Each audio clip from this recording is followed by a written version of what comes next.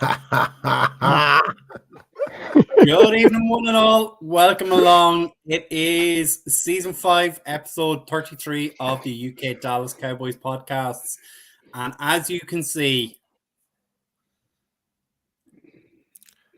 if anyone who actually was listening to the show, we do have a beautiful graphic of the Philadelphia Eagles known as frauds. So, and yes. sitting in a dumpster as well. So, Yep.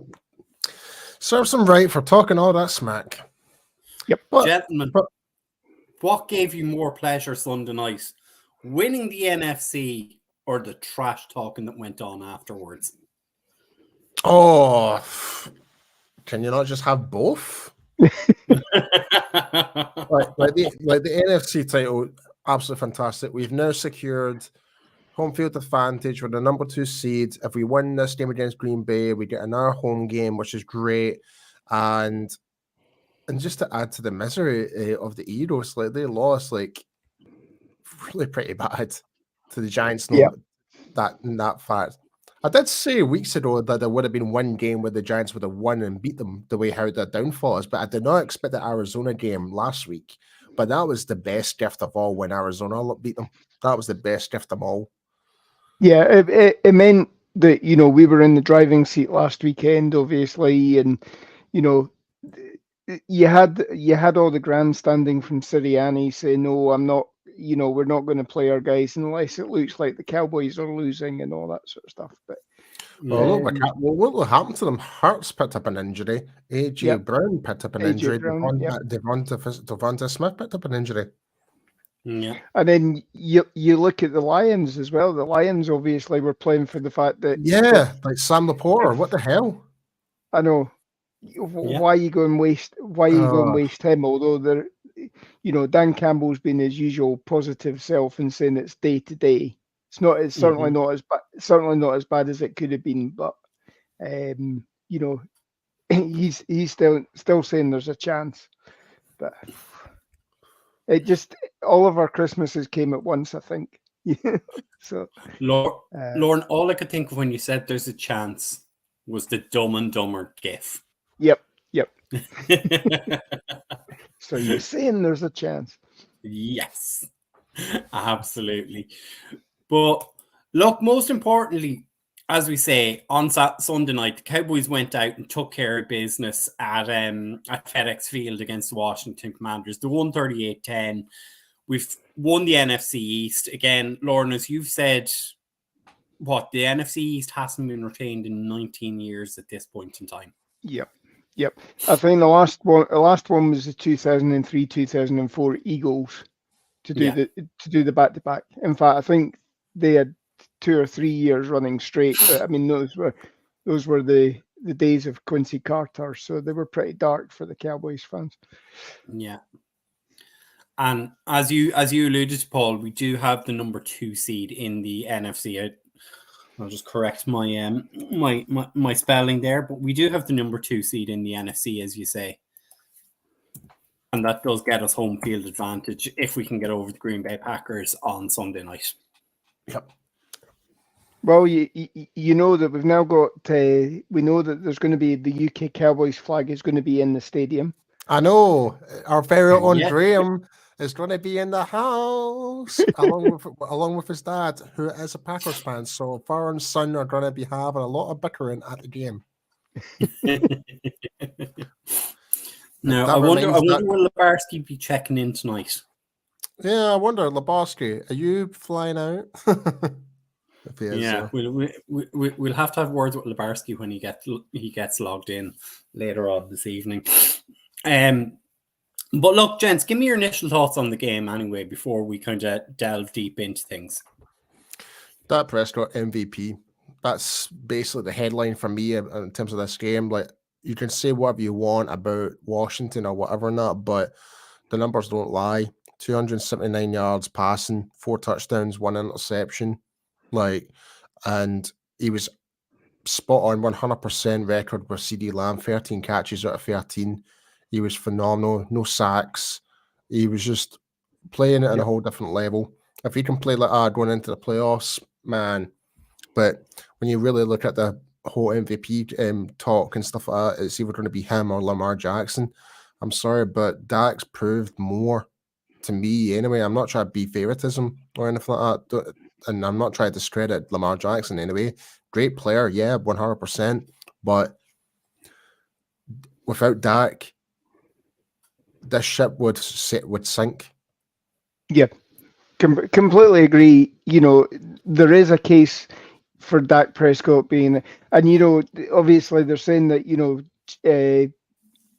that Lamar Jackson's stats are all skewed because he didn't play that last game there. But if you think of the number of games this season where Dak's actually been taken out midway through the third quarter, and he's still got those statistics, and even the interception that he threw on a Sunday night there wasn't his fault. It got tipped at the line of scrimmage, so it wasn't a bad decision by him as such. Yeah. It was more a case of the guy getting his, and you saw there was plenty of tip passes, block punts, block field goals. Everything was happening in that game, and it's probably, as we were saying when Aubrey missed the kick, it's best to get it out of the way now than doing a Gary Anderson in the 1998 NFC Championship game. Yeah.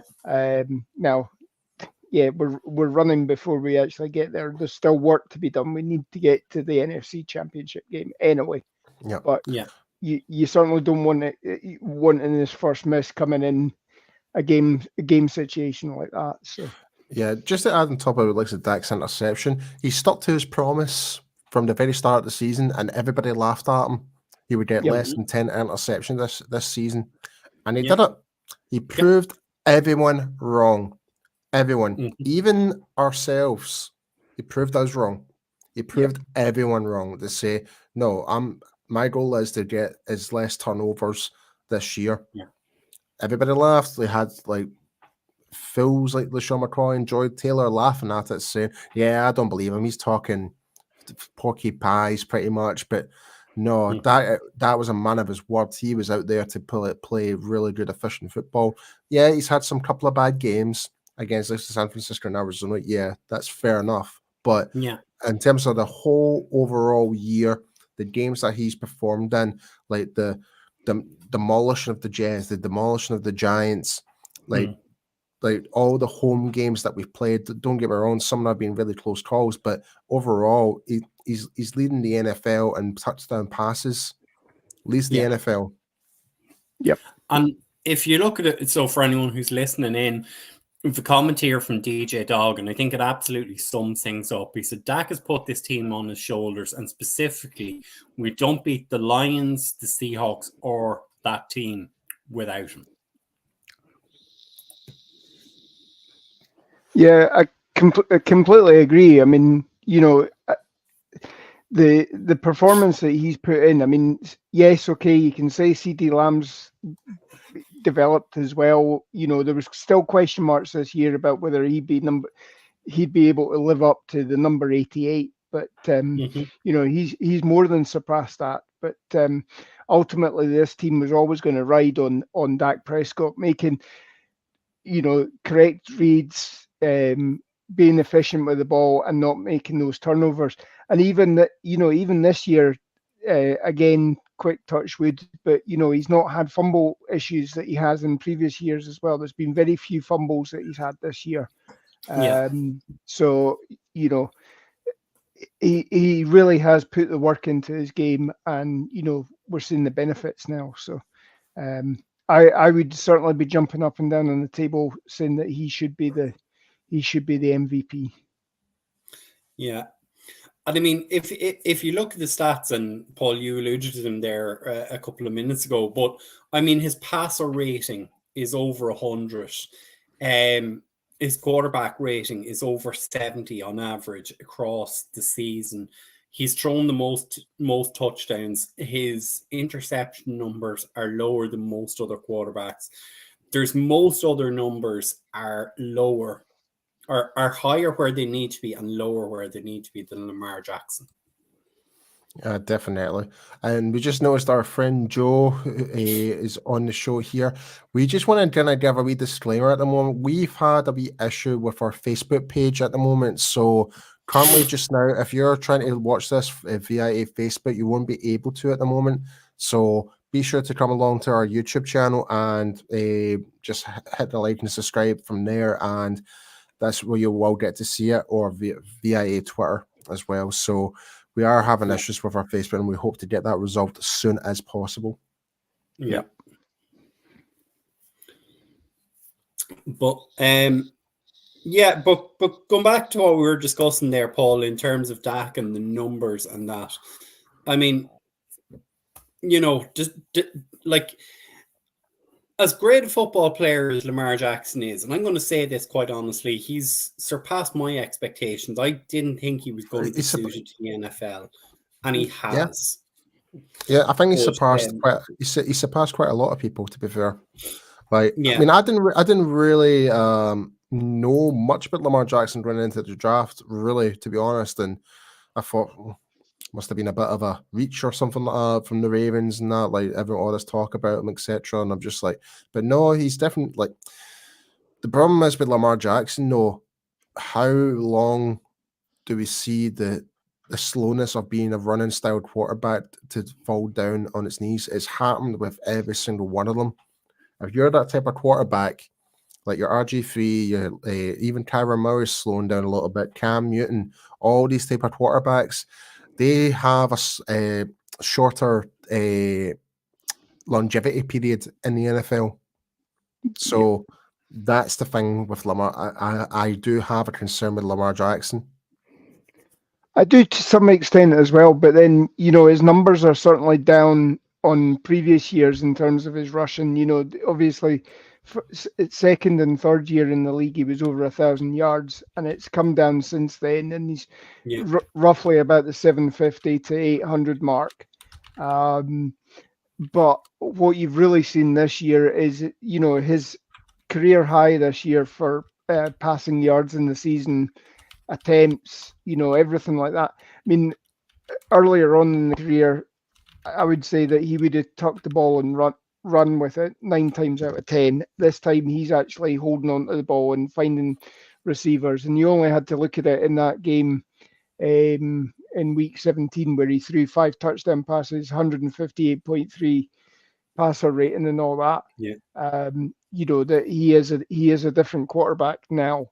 He's still don't get me wrong, he's still got the ability to scramble, and sure enough, as you say, Paul, at some point he will scramble and somebody will take him down and cut his legs from under him or whatever, and that's. And I hope that's not. I hope that's not the case, because from a fan's perspective, I do enjoy watching him play.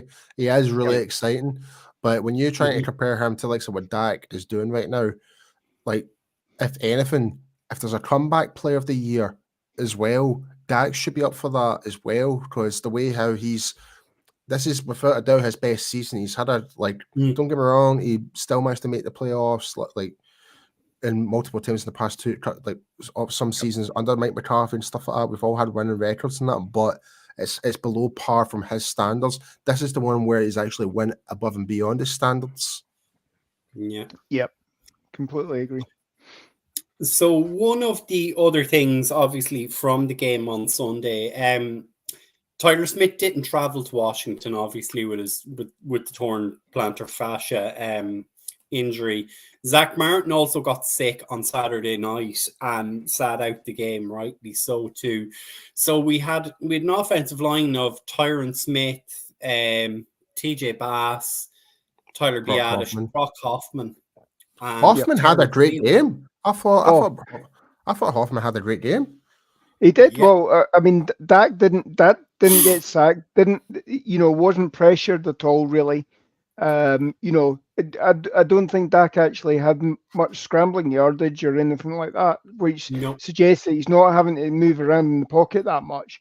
And you saw it a couple of times where, after the play, and the Commanders defensive linemen are walking back to the huddle and they're purposely bashing off Hoffman and, pushing them over, trying to noise him up, and he just wasn't having any of it. So, and if you think as well, he's primarily been the backup centre to Biadish as well. So to ask him to step in with an hour and a half to go, because they were still planning on Zach Martin playing the game until about an hour and a half to go, and it just apparently Zach Martin didn't get off the bus. He just sat on the bus the whole game, and just looked. I think Nick Eatman said he looked green for most of the game. So Hoffman did really well to come on, and again, it just shows that in previous years something like this probably would have made us fold, and it's not this year. We've lifted the curse by putting Jimmy Johnson in the Ring of Honor. Now we've got to just exorcise the demons. Absolutely.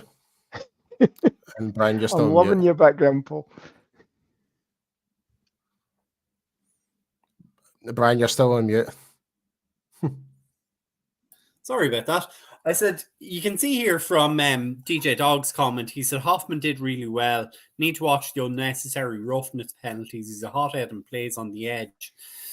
And I don't know if it was just me, Lauren, and I'm directing this one at you because I know you would have seen this guy play. But was there a bit of a Mark II about him? Oh, yeah, definitely. I mean, all of those guys of the 1980s were, Nate Newton was a cast-off from the USFL, originally drafted by the Redskins, went to the USFL. USFL folded. We were his last chance, effectively. And he didn't really settle in much with Tom Landry.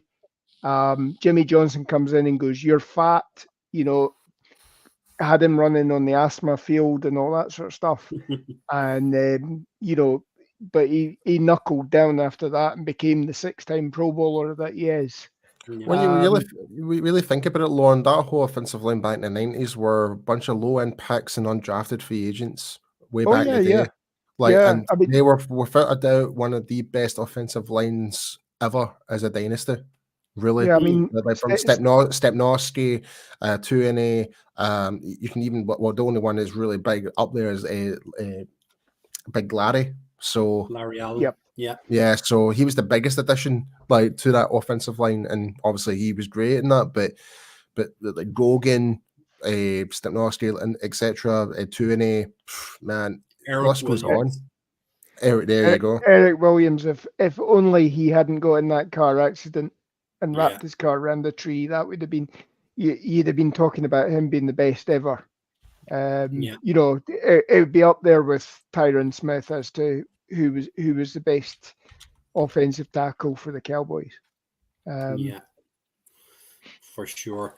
I'm going to bring it up here. DJ Dog has just put this in, and I know this is a guy you both love talking about.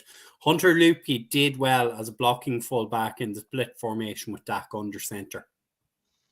Yeah, completely agree with that. In fact, whether it seems strange as well when you're talking about starting to rookie offensive linemen as well, but there was actually a running game in this game as well. Tony Pollard went over 1,000 yards for the season. You got good running out of Dowdle as well, and Luepke was certainly putting in the blocks to spring these guys open as well. So it was a good performance all round by the running game, and obviously gives you hope for going forward. So just a comment here from Joe in terms of, he said Dak and CeeDee Lamb did all this after the 4th game. Can you imagine if Dak was getting touchdowns from game 1? And I mean, I think that's very fair. Obviously the first 3 games of the season, and obviously that 49ers game being the outlier thereafter, it really was about betting in that Tex Coast offense for this team. Yeah, but it also, I mean, fair play to Dak as well. Dak went in, he didn't play the petulant child, but he went in and had a face-to-face with Mike McCarthy and said, I'm not getting the ball enough. Do what you can, and I'll show you what you can do with it. And since that 49ers game, CD has been on an absolute tear. And, finishing second in yards to Tyreek Hill. Imagine if he'd hit the ground running this year from the get-go. I mean, you'd probably be talking that CD Lamb was on course for a 2,000-yard season. And he'd be staking a claim for the MVP award as well. So yeah, for sure. Look, obviously the off season is now in effect for those teams who were eliminated on Sunday, and it is that time of the season where offensive coordinators, defensive coordinators are getting interviews or being invited to come forward. Obviously, our own Dan Quinn has been invited for 3 head coaching interviews already. Yep. Same old crap every year, I'm telling you. I have to agree. I mean, Dan Quinn said last year he wants to stay in Dallas and bring Dallas a Super Bowl. Well, the job isn't finished yet, so sorry, you got to carry on. By all means, entertain the offers, but you're staying here. Yeah. And of course, our own Will McClay has also been brought forward for 2 interviews for general manager positions. I think it's with the Chargers and with the Commanders. Sorry, it's the Panthers and the Commanders, is it? I think he's also been no, because the Commanders have obviously brought in their NBA team. NBA team, or they've brought him in as general manager, but I think there was talk of it being I think there's still talks that they're wanting to talk to McClay as well, but let me just double check that. Yeah. And of course, it wouldn't be. It would be improper of us not to mention the fact that Kellen Moore has got an interview for the head coaching job at the LA Chargers. Oh, has he? Has he been added to the list now? Is he? Right. Yeah. Okay. That's come out in the last half hour. And apparently that Farbo from the Titans has just got fired. Yeah, he got fired earlier tonight. So yeah, there is Mike Tagg. There he is. Mike Tagg and Kelly Canine. What's up? Joe was just saying here. I believe Carolina will grab Dan Quinn since he knows that division pretty well. He does know pretty well, but I mean, if Jerry Jones opens the checkbook, I don't think he's going to move anywhere. Yeah.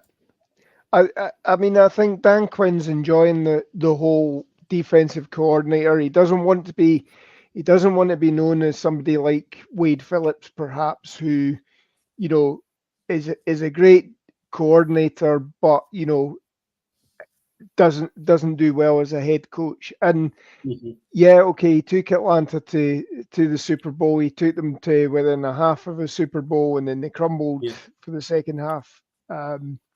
And obviously set up the game for 80 for Brady, the movie, if you've seen that. But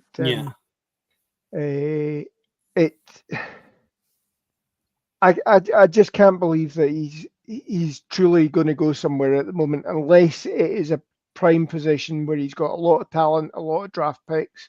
Carolina don't have many draft picks because they gave up a hell of a lot to get. They screwed the pitch big time. Yeah. And who would have thought? Who would have thought that Lovie Smith actually did the Houston Texans a favor last year by winning that last game of the season and knocking them out of the first pick? Massive. Yeah. Who knows? They could have still went. They could have still went with CG Stroud for number 1. They could have. Yeah. But because. But it's less money in our salary cap. Frank Reich wanted was. Sorry, am I saying that right? It was Frank Reich, wasn't it? Frank Reich wanted CJ Stroud. Wanted CJ Stroud. Yep. But the Tepper wanted Tepper or the Bryce general Young. manager wanted Bryce Young. Yeah. So you just never know what happens. Joe is being mischievous and he's saying, can you imagine if Dan Quinn got the LA Chargers job and then fired Kellen Moore? Oh, that'd be freaking hilarious.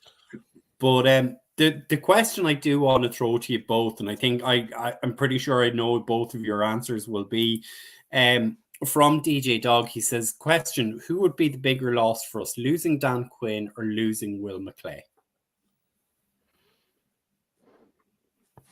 Well, I would have to go with Dan Quinn if I'm being honest, because he's the one who's more action on the field. Like, don't get me wrong, but Will McClay, friend of the show, like he's done a fantastic job in terms of scouting talent and stuff like that. But obviously, he'll have people under his wing that can actually learn from him and actually take on the job after him. But whereas Dan Quinn, there's a absolute madness to his science that cannot be replicated at all.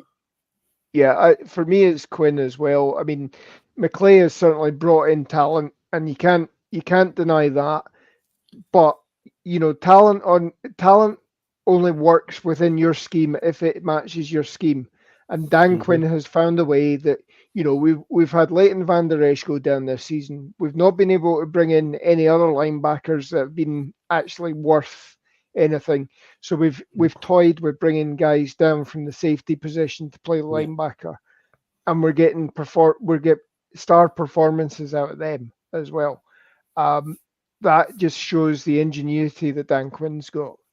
Fair enough, it didn't work when he brought DeMonte Kazee in and what have you that first season.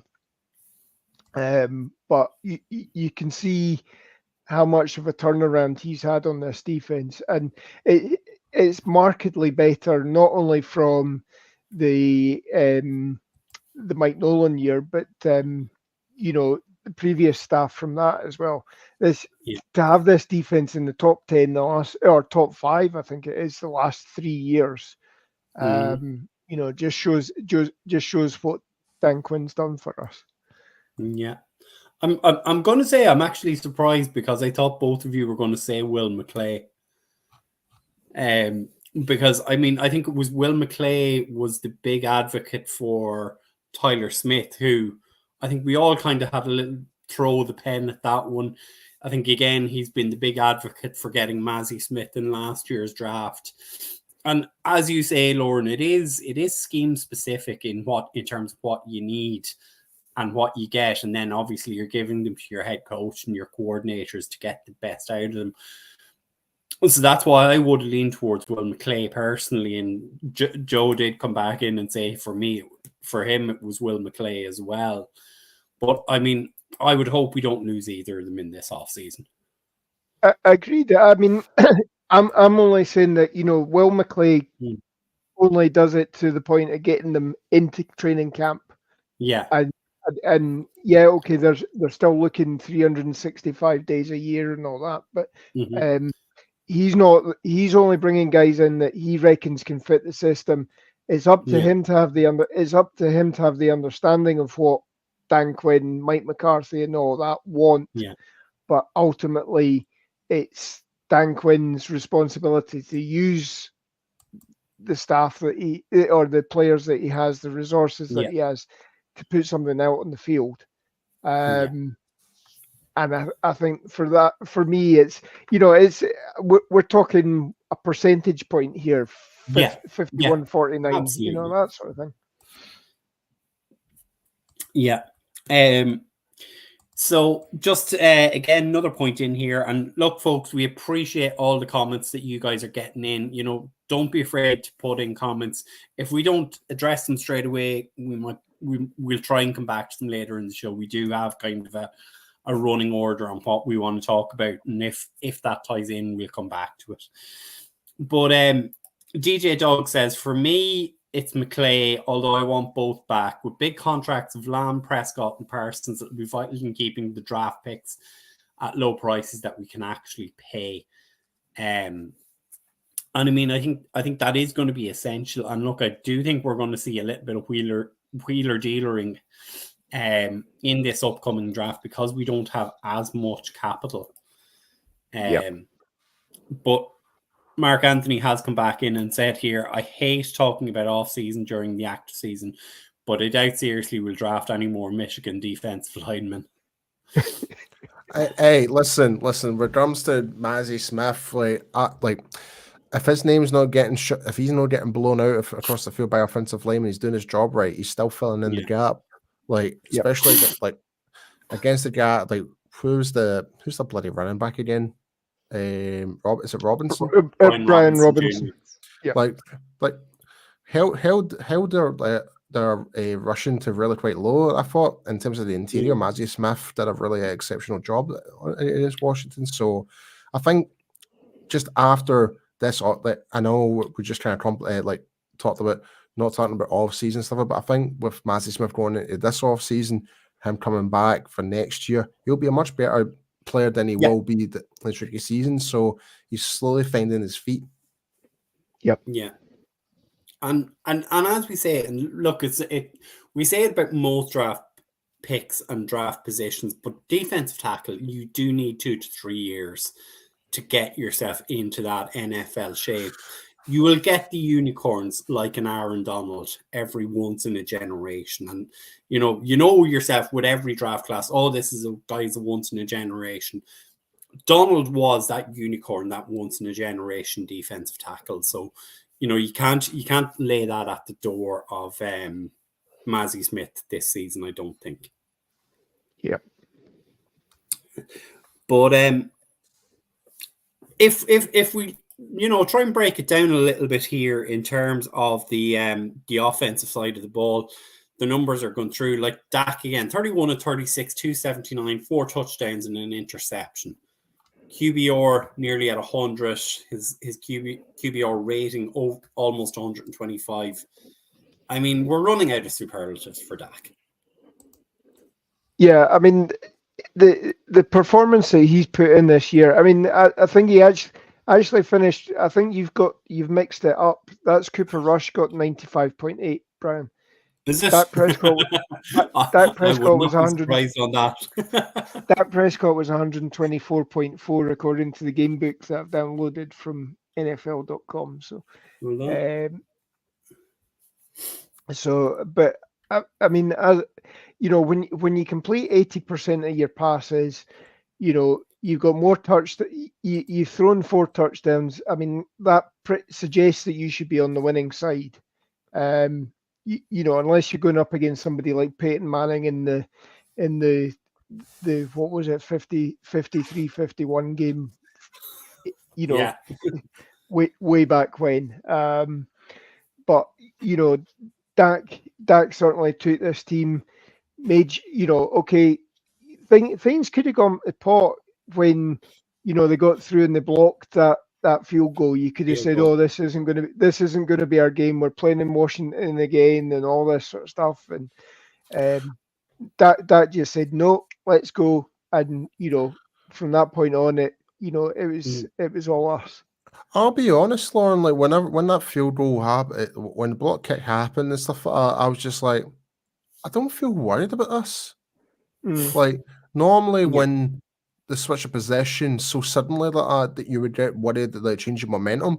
I was not particularly worried at all about this game. I think it's just purely because and this is, I suppose, the quality of the opponent is mostly down to that. But I think with everything what's at stake, I had no problem with that. I don't think we were going to choke that game at all based on that turnover. I just thought when you looked, obviously we had one eye on the Commanders, the Eagles Giants game, and you saw that the Giants had jumped out, and I thought that the Giants had started the season on being shut out, and I thought they were actually going to shut out the Eagles, and they certainly did for a half. And I just figured there was some way that it was going to end up that we were going to end up being. For even for a couple of minutes there, I thought, we're just going to screw the pooch. We'll end up in the number 3 slot, Because that's what the Lions were looking for. If both of us lost and the Lions won as they did, then obviously they jump into 2 and we'd go down to 3.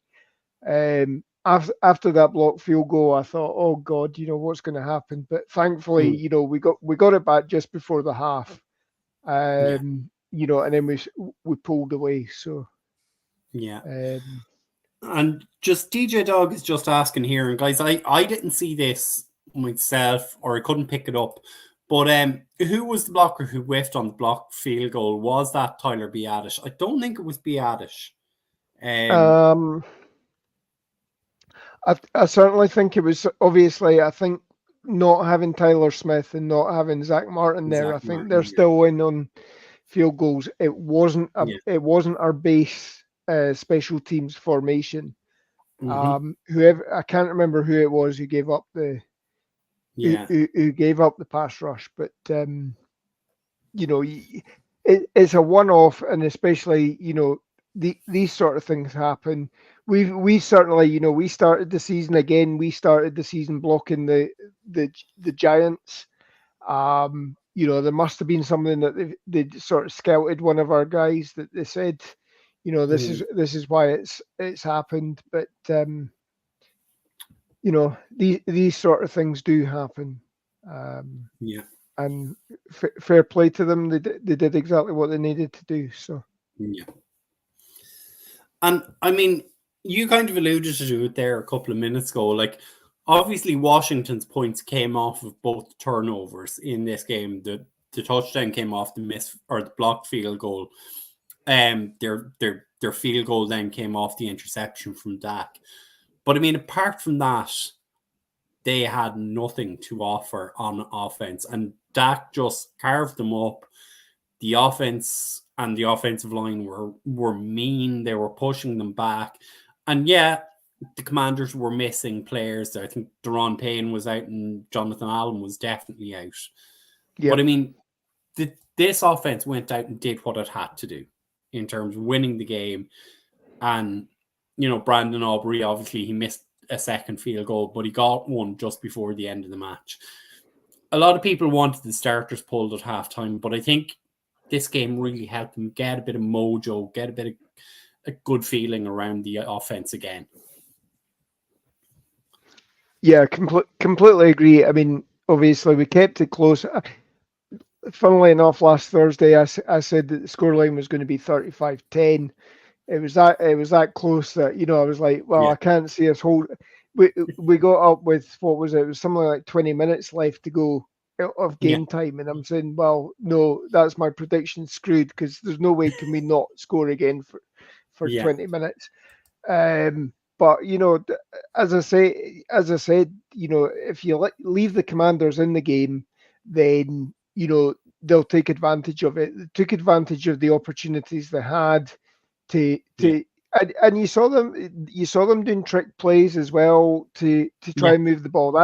That shows a sign of desperation in a team wanting to go out a little bit on high, but knowing that they're underpowered, undermanned, or whatever.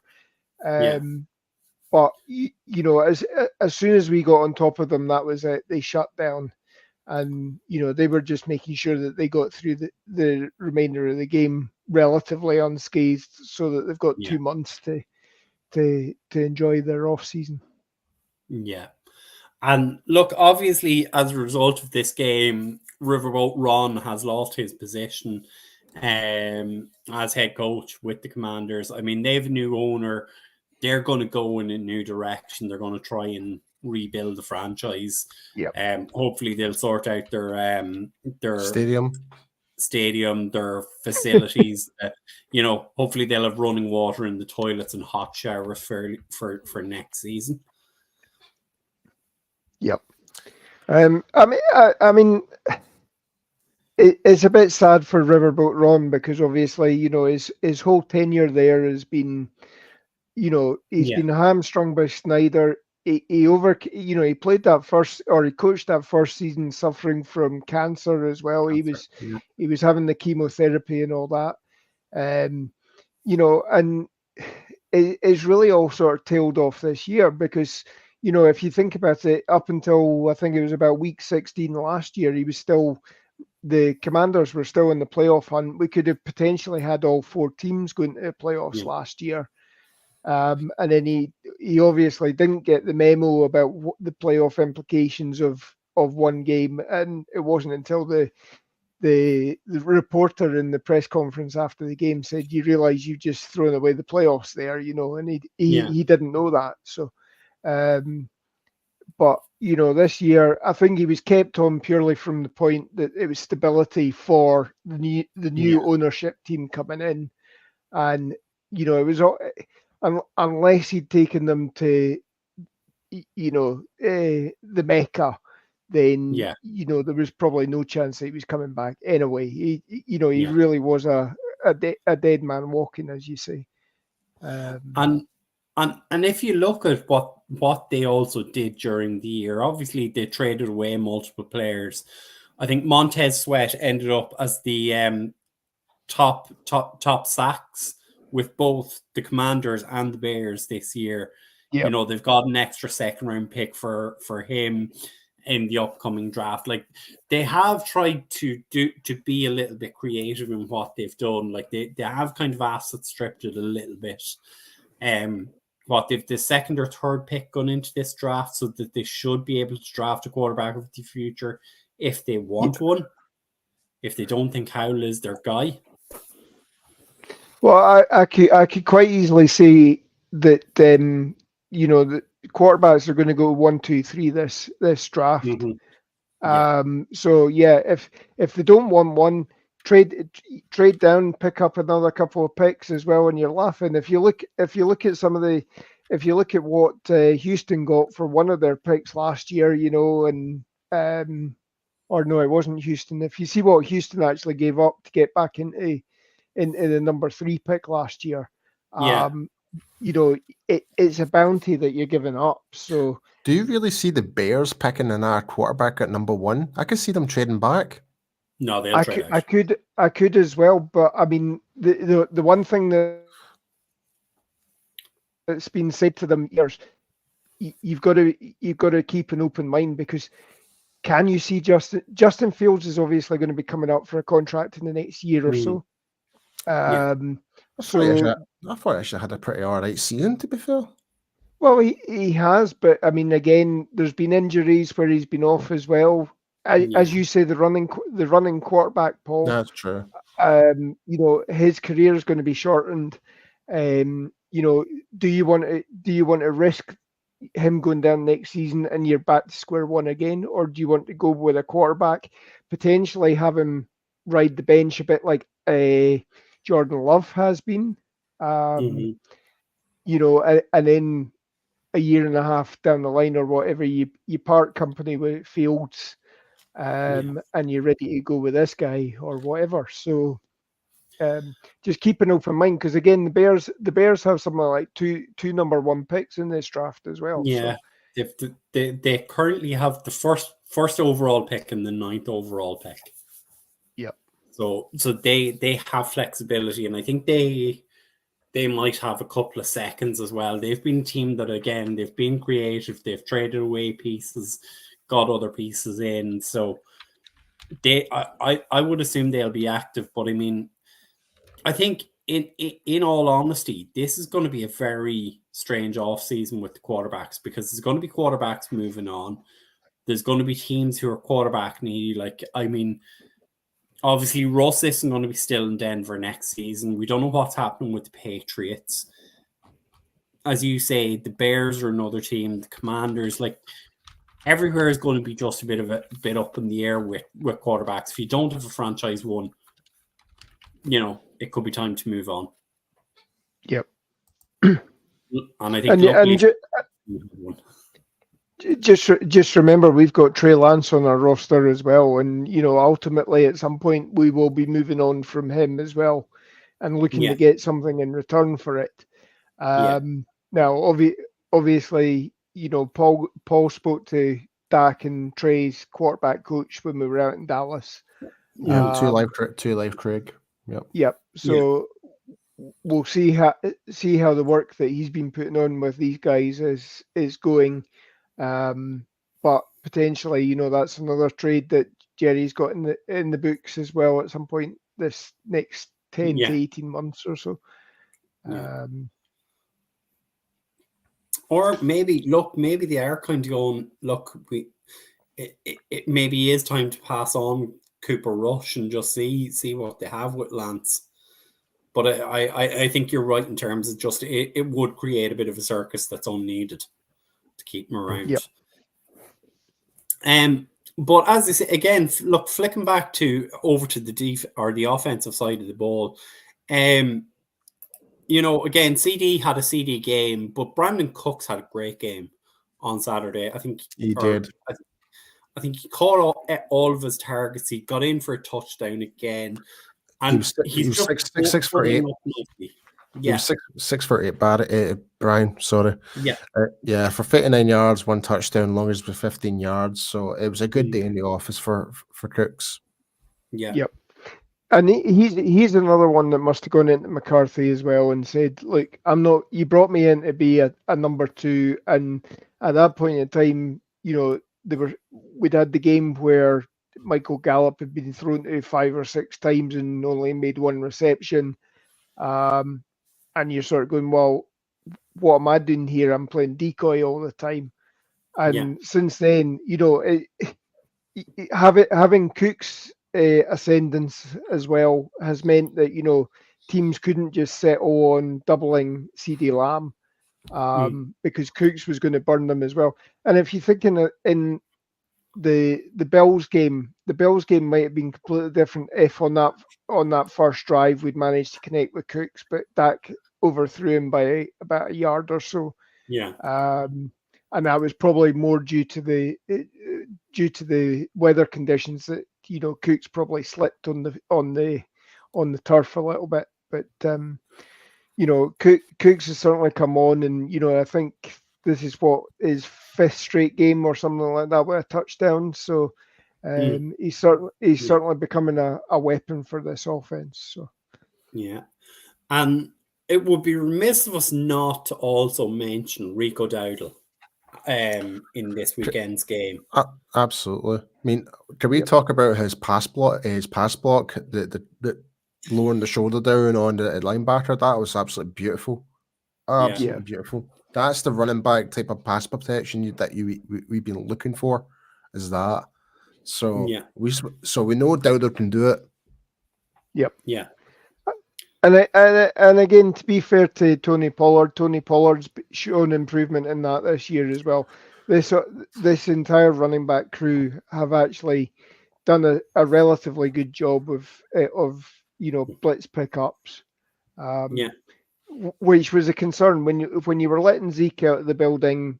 There was a concern with that, but it's certainly been assuaged. This season that they've picked up the slack. So for sure. I mean, again, look, DJ Dogg's comment in here.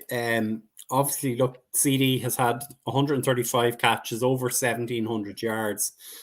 I think he's probably had 300 yards in the run game as well. But he's had 10, 11 touchdowns this season. I think it's 12 touchdowns. 12 receiving, 12 receiving, two rushing, and I think it's 120 yards he's had on the ground. So I think combined he was certainly ahead of Tyreek Hill, and second only to McCaffrey. But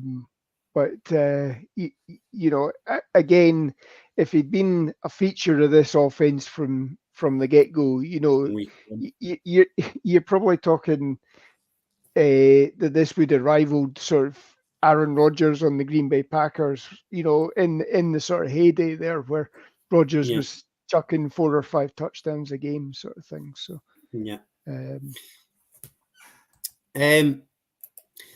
in terms, just looking in terms again, and this is more just kind of looking towards next weekend's game, and we're not going to get into that too much, but I mean, the numbers in terms of third down efficiency, red zone efficiency, they were right back up. The penalties were down. There was only 2 penalties for 20 yards. I mean, they did play a cleaner game of football, which is what we wanted from them heading into the playoffs. Yep. And we're still waiting to see a Micah Parsons holding penalty, because that's 11 games now that we've gone without a Micah Parsons holding penalty. It is absolutely incredible. And again, you were seeing Micah Parsons practically getting manhandled, and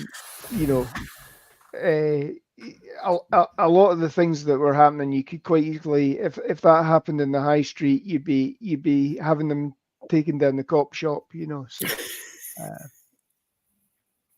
facts. Yeah. But if we flip it over in terms of the defensive side of the ball, and look, it was an end of season game as much as anything. And, apart, as we said earlier, apart from the return block field goal, the turnover on the interception, like, this defense didn't allow the Commanders to get into this game and get going at all. Yeah, completely. I mean, they took it to them, as you say, short fields with the turnovers. There was nothing else there for the Commanders, and four takedowns of Sam Howell. You had the block punt as well, so special teams were getting involved as well, and everything was happening. And again, I see the headline on DallasCowboys.com where Dan Quinn said he's just sharpening the defensive axe before going into the playoffs, and it certainly looked like that. You had a bit of a scare there with Gilmore going down, but he's supposedly ready to play. Should be able to play this week. So, thankfully, it popped the separated shoulder, but they were able to pop it straight back in, and he's not torn anything. So it's just again, it's pain management more than anything else. So, and of course, there were also the 2 interceptions. I mean, I'm just pissed off. Deron Bland didn't house another interception. Oh, come on, Brian. He's leading the NFL. He's leading in picks. He's leading in the interceptions. What more can you want from the guy? I want to see them all going back to the house. I know, but just think. I put out a tweet when Bland got his 9th. If he got another 2, that would have tied Everson, Walls, and Trayvon Diggs, and there'd be all that. Somebody on, I think it was Storyline today, Cowboys Storyline today, said it was Bland was on the Cowboys Hour last night, and somebody had one of the guests sort of said, "You realize you've got 17 interceptions over 2 years or something like that, and Diggs has got 14 or whatever. So there's, this is going to be a hell of a secondary next season." And sure enough, it is. It's if we continue with this and there's no change in coaching staff or whatever, then this is going to be a great defense next year as well. So, but we've still got at least one more game left to play. Yes, one, hopefully many more. But look, as I say, we did get comments in earlier, which there's our own Graham. Lebowski, I need to ask you a question. Are you going to the Packers game with your dad? Please answer that question, because we need to know. Please respond. But these comments did come in earlier, and I did want to go back to them. Mark Anthony, let's address the elephant in the room. How in the hell is DeMarcus Lawrence not a Pro Bowler? He's by far the most underrated player in the league this year. And then, of course, Lindoria came in over the top on that one. Tank has been a beast this year. So many clutch run stops on third and fourth down and short. I mean, gentlemen, discuss. I think what I'd say is that a lot of people when they're doing their Pro Bowl selections and you've got to pick 6 or whatever, they'll order it by sacks, and unfortunately, this has been a down year for DeMarcus Lawrence in terms of sacks. But there's nothing for tackles for loss or anything like that. So. So Labarca says, of course, I would have missed some quality time with my dad.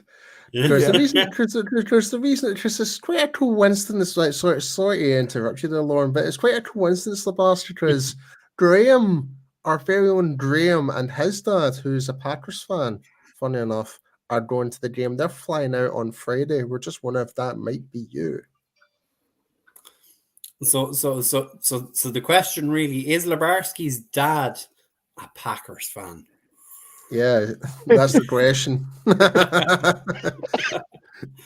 He's about to out himself here in a wee second.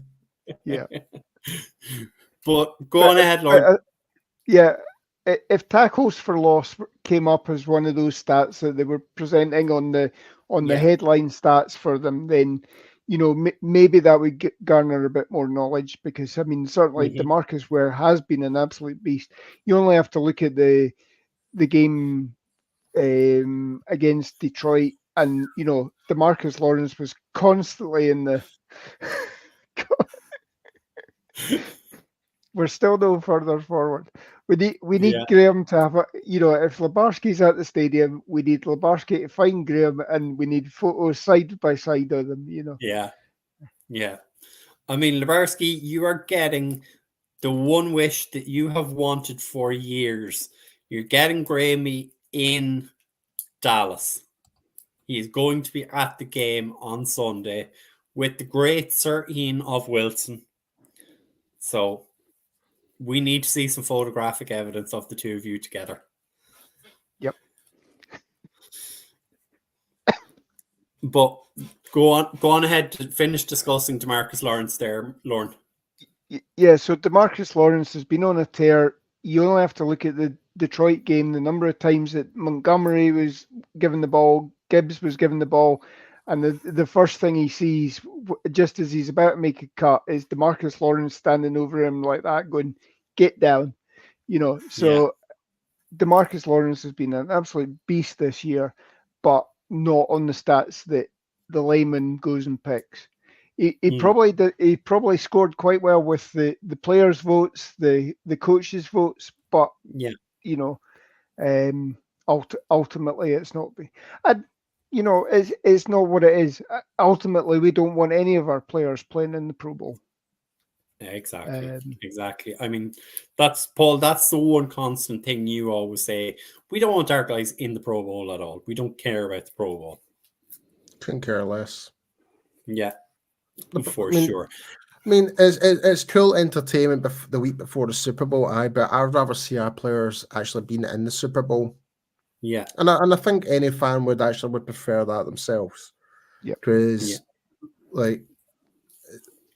it's an honor to be recognized that you're of a good achievement of the season, but the job doesn't stop till you get to that Super Bowl. Unless you're actually out, then by all means do whatever the hell you want. But if we're still in the race for the NFC Championship and going towards the Super Bowl, I do not want any players going to the Pro Bowl. Yep. And I mean, quite frankly, for me, the mark of a good player is if you get onto one of the All-Pro teams that's voted for by the press. And I think there's probably a better shot of him getting recognition there for first or second team All-Pro than what the Pro Bowl is. So and I mean, that's the thing. Going back, I think this has gone back 6 or 7 years. I think it was before we were doing the podcast. But I mean, Sean Lee wasn't recognized in the Pro Bowl, but was a first team All-Pro linebacker. So I mean, I think being an All-Pro counts more in my opinion, anyway. But I don't know about you, gents. Yep. Labarski has come back into us, and he said he will be beside himself on Sunday at the game. And he's also said he doesn't like the Pro Bowl, which is great, which is good to know. just kind of, as I say, you can see the stats there that are rolling through. Like, we restricted the Commanders, and look, we know it was a game that they weren't playing for anything, but I mean, they did show up in that first quarter. But I mean, they had 12 first downs. They were 2 of 10 on third down. They did go 3 or 4 on fourth down. But, you know, it just ultimately wasn't good enough. They weren't coordinated enough, and they have a lot of holes to fix heading into 2024 for themselves. Yeah, I mean, anytime you hold a team to under 200 yards, you know, that shows that your defense has done a job on them. You know, they're in a state. Washington, I mean, a lot of the veterans had said that they were, you know, they were packing up for the season anyway.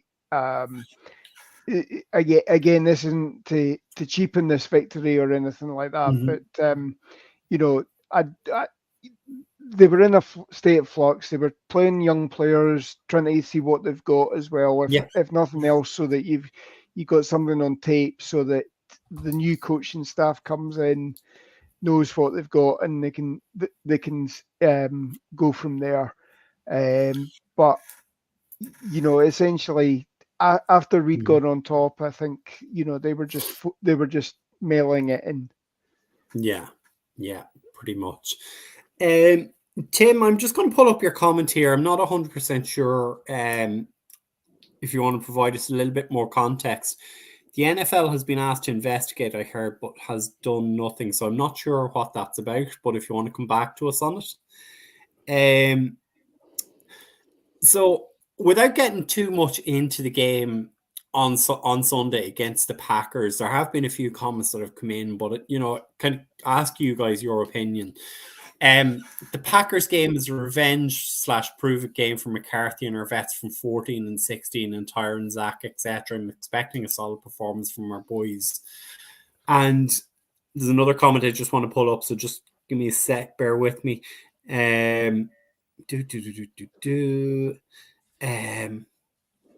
Sorry. Yeah, also from Tim, he said, if we lose this week, does Quinn get McCarthy's job? No. No, I think, you know, obviously Jerry was asked about it after the game, you know, in his meeting with the press while the players are getting changed and they're waiting to go into the locker room. And Jerry was a little bit vague, but he's gone on 105.3 today and said that, you know, the whole thing of Mike McCarthy being 12-5, 12-5, 12-5 for the last 3 years. That stability, that is what he was looking for, rather than 8-8, 4-12, 12-4, 8-8, 8-8, you know, under Jason Garrett. What you want to be doing once you're in the playoffs, anything can happen in the playoffs, and you know, just getting to the playoffs means that one of these years something's bound to go right for you. And you're slowly building a core team that have experience in the playoffs as well, so they know the potential pitfalls that you have, and you get better and stronger that way. There's also, I mean, there is no guarantee that, as I say, if Dan Quinn takes on this job, is it the right place for him as a head coach? You look at Bill Belichick now. Okay, he's on his way out in New England at some point, but you know, since the Cleveland job for him obviously wasn't right, the New England job has been right. Whether it's the coming together of him and Tom Brady all at once, but you know, sometimes the situation's not right for you, and if you're almost gifted it, you're promoted from within. It's sometimes a poison chalice as well. So I think, you know, unless we absolutely get hammered in a playoff game, I can't see Mike McCarthy not being back next season. Yeah. Paul, I'll come to you on that other point that Lindoria kind of asked us. in terms of is it a revenge / prove it game for McCarthy and our vets from 2014, 2016?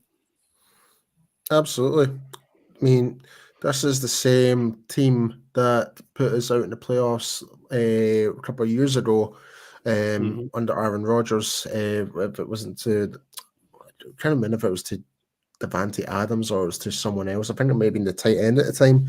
It But it was the tight end, Richard Rodgers, I think. that's the one, Rodgers. That's the one, one off Yeah. the sideline. But yeah, this game, this Packers team is definitely not the team they were. They've had those struggles. Offensively, like, don't get me wrong, Jordan Love's had a all right start to his career, like as a starter now. He's looking not too bad, but he is not Aaron Rodgers by any means at all. No. And I think this is going to be a completely different game, and I am willing to put some money on this that the Cowboys are going to go out there and send a statement in this game. Yeah, I mean the Packers are coming in as one of the youngest teams in the league. I mean, if you look at their receiving core, they're all first and second year receivers. Yeah. Jordan Love is obviously, he's sat behind Aaron Rodgers for a couple of years now, and this is his first year as the starter. Everything about this team says that they're young, and they don't have the experience. They'll be a force in a couple of years. Hopefully Jordan Love is more Brett Favre against us than he is Aaron Rodgers against us, and we get back to winning ways as well. But I think this weekend, without nailing my colours to the mast at the moment, I think this should be an easy win for us. Yeah. Just a couple of comments in there. So Lebarski said, and he's correct, it was Jared Cook that pass was to, Austin Richard Rodgers. You're 100% correct, Lebarski. He's also come back in and said, we gave Christian Watson his jump start last season. We did. And then Joe has come back and said, I don't agree if we lose Sunday McCarthy. He says he doesn't agree. He says if we lose Sunday, McCarthy needs to be fired if the offense struggles.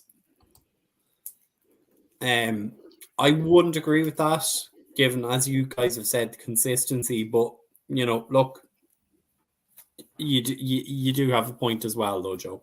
We definitely can see that. I think if the offense struggles, Jerry still needs to not make any rash decision. He needs to go away and think about things, because McCarthy put it all on himself this year by letting Kellen Moore go off to Los Angeles. I was about to say San Diego again, but never mind. But it's responded. We've got the number one offense in the league this year. Yeah. And that just shows that, McCarthy still has it within him. Yes, there's the odd brain fart when it comes to play call or time management, game management, that sort of thing. But this offense has certainly responded this year, and it's for me, we've made the right move. And again, I'd be upset if we went out early in this playoff run, but I still think McCarthy's got it. Yeah. So, as always, it would be remiss of us to not discuss special teams before we get out of here. Brandon Aubrey, unfortunately, did not go and have the perfect season. He had a blocked field goal, and he also had a second field goal which hit the upright and stayed out. But he did correct himself in the fourth quarter and converted from 33 yards. And I think we all kind of said this in the group chat that we were quite happy that he got that out of the way, and it's now no longer hanging over him. Yeah. And again, the one thing you have to say as well is if you look back to the opening kickoff where the ball came off the tee a couple of times, that shows what the wind was like in that stadium. And, anything could happen. And the fact that he actually doinked it off the crossbar or off the upright suggests that, you know, it was still going to be relatively on target if the wind hadn't caught it or whatever. And, you know, to then come back and have another chance and actually nail it from 50 yards as well. Yeah. I don't think we've got the same problem as last year, where if you remember, Maher's problem started in Washington, and then obviously he went to Tampa Bay and had a nightmare. And you know, that's one thing you've got to think, is that Jake Elliott is going to Tampa Bay for the Eagles, and you know, again, they've had two bowl games and numerous football games on that field, so the turf will be just bad this year. So Joe is saying I'd rather he misses now instead of in the playoffs, which is good to hear. And Lebarski is also saying, he says, hopefully Bones made Sam Williams rewatch Peyton Hendershot 100 times.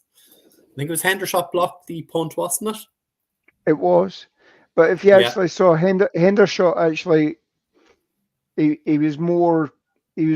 wasn't as off the ground as Sam Williams was, but he was still off the ground and more horizontal, if nothing else. So, but down on the foot and block the punt that way. So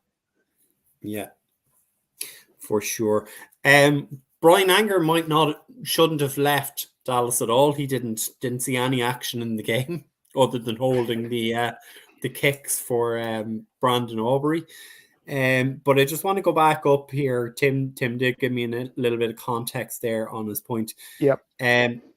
So he said here, the NFL has been asked to investigate, I heard, but has done nothing. So this is in relation to the holds against Micah. So that is definitely something to pay attention to. Lebarski again has said, look, it's really smart of McCarthy to get Aubrey that last kick. And he's also said Anger did make a touchdown saving tackle because it was him that was responsible for the tackle on the blocked field goal. So Brian Anger did contribute to the game. But gentlemen, look, it's an hour and 15 minutes. Is there anything else you would like to discuss about the Cowboys game before we start having a little bit of fun? I mean, not to put it in the end of the note, there was an incident at the game where a fan got sucker punched. I did see that earlier in the comments. Yeah, I've seen the video, and it's actually remember Cowboy Joe Boo?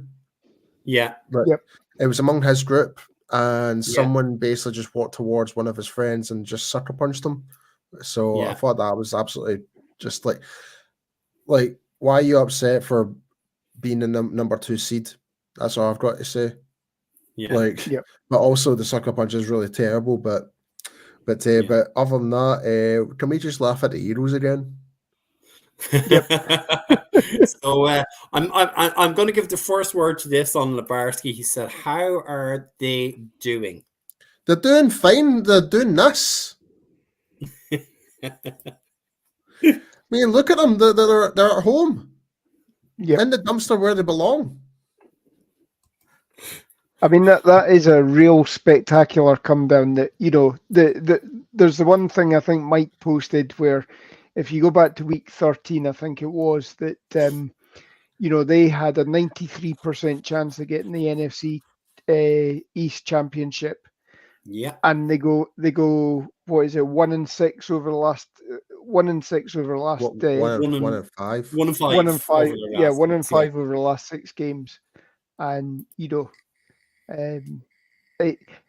But I mean, as we were saying all season long, they won games by less than a touchdown, where we were blowing similar teams out.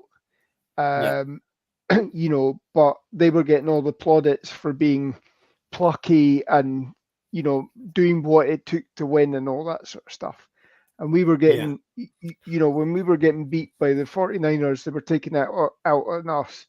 When we got beat by the Cardinals, they had a good laugh at us. And they're not laughing now. They're not laughing now, no. And they lost to the Jets as well. So They have been And they lost to very, the very Giants. quiet in recent weeks. Yeah. Some of their social media accounts were just this, oh, you're finally stepping up to the plate and having a voice of comedy and stuff like that. And I was just, well, yeah, like you're dishing it out to us, we're dishing it back to you. So Yep. Sounds right. Mhm. As the Yeah. infamous Jamie Vardy of Leicester City normally says, chat shit, get banged. That is for sure. But we do have comments in there from Labarsky and from DJ Dog, both wondering how Shady McCoy is doing these days. And it's been fun to watch. Probably hiding right behind Joy Taylor's backside, no doubt.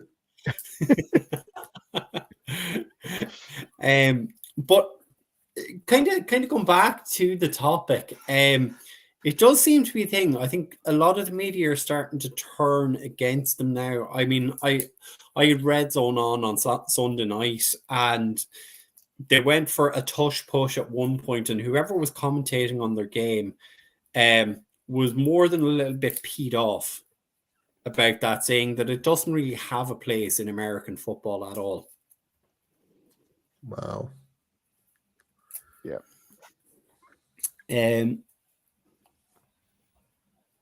Very interesting point here from Labarsky. So Labarsky says their last touchdown saved them from having a negative points differential for the whole season. That tells you all you need to know. They're a bad team. Wow. And they were what, a 10-1 team? 10-1. And they're now what, 11 and 16. 11 and 6. 11 and 6, yeah. Wow. Yeah. Big shout out to Labarsky with that stat line. That's yeah, for sure. And I mean, I don't think we've ever seen a team heading into the playoffs with this many questions over them. In terms of, like, there's talk, like, obviously they changed their defensive coordinator mid-season and brought Matt Patricia in, or Matt Patricia was there and they promoted him. There's been talk that they need to change their offensive coordinator. There's talk that their head coach needs to be sacked. That would be great. I know, you want him around. Well, I just can't. I don't want. I just don't want to see his face anymore. I'm sick of it. Yeah, I mean, gives you a reason to hate them even more. I guess. You think that Jonathan Gannon, the Cardinals head coach, was made the scapegoat for them losing the Super Bowl. Yeah. And, he got his revenge on them last week. You got to love that. By all accounts, AJ Brown obviously has gone down for with that injury there, but he's being a cancer in the locker room. He's getting back to, being the petulant child and, saying, no, you've gone away from me. Yeah. I said earlier that, CD Lamb didn't go on the press or anything like that saying, oh, I'm not getting the ball. He went and sat down with Mike McCarthy. He did it the right way. AJ Brown, by all accounts, is splitting that locker room. There's arguments going on in that locker room, during practice time, not even post game or anything like that. So, they are a fractured team at the moment. So, was it on Twitter or was it on Instagram last week that he posted if things didn't improve that he'd be in Dallas next year? Yeah, playing with Dak? No chance. Nah. Not a chance. Not going to happen. But I mean, you kind of mentioned Jonathan Gannon there and what he's done with the Arizona Cardinals this year. And I mean, Shane Steichen, who was their offensive coordinator last year, is in the running for coach of the year, head coach of the year after what he did with Indianapolis.